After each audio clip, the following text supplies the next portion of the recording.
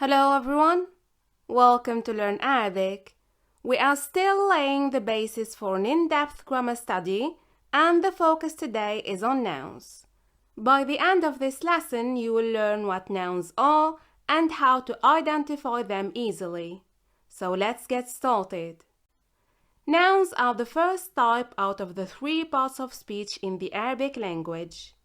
As you can see, a noun is called ismun. But what about the plural form? Well, the plural form is asma. So again, ismun singular and asma plural. Definition-wise, a noun is a part of speech that denotes a name or an attribute of a person, an animal, a plant, a thing, a place, a time, an action, an idea, a quality, or concept. So one can deduce from this that a noun stands for something that can be concrete or abstract. Also, kindly note that we are talking about a name or an attribute, so it is clear that attributes are included.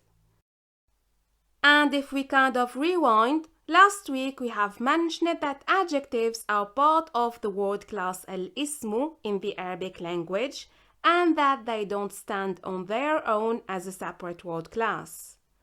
So, as it has been pointed out, things add up. This tiny detail is often disregarded, as a result of which confusion arises down the line. That's why I insisted on getting the record straight from the get-go and highlight the fact that adjectives are part of the word class al-ismu in the Arabic language. Now, before moving on to the second part of this lesson, which is all about identifying nouns, there is still one more important note that I will briefly mention. The reason why, as of the next lesson, we are going to start breaking it down anyway, so there is no need to rush things. And that is, nouns in Arabic have a gender. Yes, all of them. A noun is either feminine or masculine. There is no other way around. And they are also either definite or indefinite, singular, dual, or plural. It has to be one of these.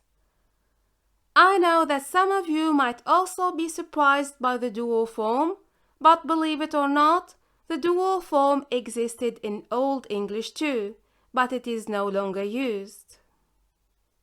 Right, that's all about the definition part, and time has come for the so anticipated question: how to identify nouns. In other words, how do we know when looking at a word, is this word a noun? Well, just like a police officer wears a uniform or a doctor wears a gown to make themselves easily recognizable, similarly, nouns have unique signs or let's say qualities that make them stand out of the crowd. Fear not, these signs are there to make things easier. They are not meant to complicate the task. Now, the total number of these signs is 7. However, we are going to focus only on 5 and leave the other 2 out for the time being, since a solid grasp of grammar is needed to get the hang of them. But don't worry, we will eventually get there. It's only a matter of time. So again, nouns have unique qualities. In fact, they are the only words which can be defined by the definite article al, and which can end with a kasra, i.e. the last letter of the word is in conjunction with the kasra. Number 3, nouns are the only words which can be called upon, or can end with tanween, or can end with ta marbuta. So these are the 5 qualities that we are going to focus on shortly afterwards. And the other 2 that we are going to state just for the record are: nouns can be rendered plural, i.e. turned into plural form. This particular sign will be pushed back until we study the singular and the dual form first. As to the last quality, which is called attribution or isnad, it will be taught at an advanced level since a solid grasp of grammar is necessary to get the hang of it. Right, so back to the 5 main signs. First on the list, al-ismu can be defined by the definite article al. To put it differently, whenever you see a word prefixed with the definite article, you can say for sure that this word is a noun. Here we have some examples. القمر, البنت, and السيارة. Since these words can be defined with the definite article, or let's say are defined with the definite article al, we can definitely say that they are nouns. Moving on to the second sign, nouns can end with كسرة. البنت في المدرسة. البنت في المدرسة. As you can see, المدرسة ends with a كسرة, not to mention that it is defined with the definite article, so it is definitely a noun. I know that some of you might ask, البنت is a noun too, so why the case ending is different here?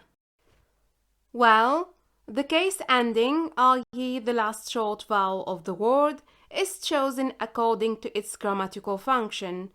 And since these two nouns have different functions within the sentence, the case ending will be different to display that.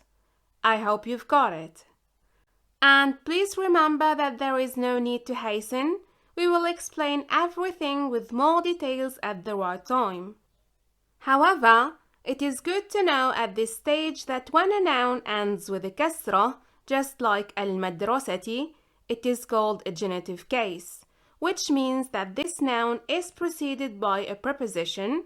In this case, fi is a preposition also known as harf jar. You can check our vocabulary channel to learn some of these prepositions while waiting for a detailed lesson on this channel.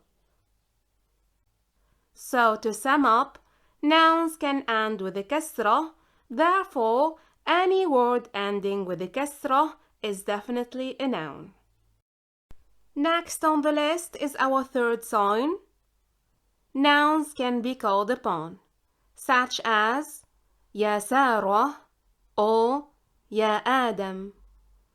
Sarah and Adam are two persons, obviously, which means that we are calling them using ya. So ya is our vocative particle, and we do call this vocative case. And it stands to reason that some of you might ask, but we don't know all the vocative particles to begin with. Well, there are only 5 vocative particles in the Arabic language. However, they are not all commonly used. The one that you will definitely come across is ya.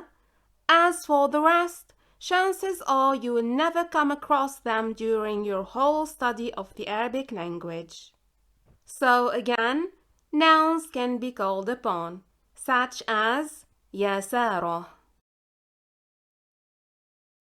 The second to last sign is nouns can end with tanween. It doesn't matter if it is tanween al-fath or tanween al-kasr or tanween al-dhamm. Whenever you spot a word ending with tanween, you can definitely say that it is a noun. Couldn't be easier. Last but not least, nouns can end with ta marbuta. For those of you who don't know what ta marbuta is, it is basically a variant of the letter ta that only comes as the last letter of a word. You will never see ta marbuta at the beginning or the middle of a noun. It is also good to mention that ta marbuta can take up to 2 shapes in accordance with the preceding letter.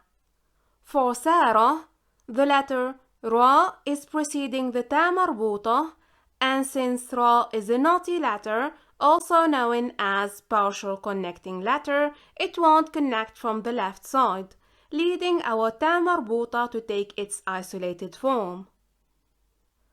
So to sum up, whenever you spot a word ending with تا مربوطة, you can confidently say that it is a noun. That's about it. So by and large, nouns have unique qualities that make them stand out of the crowd.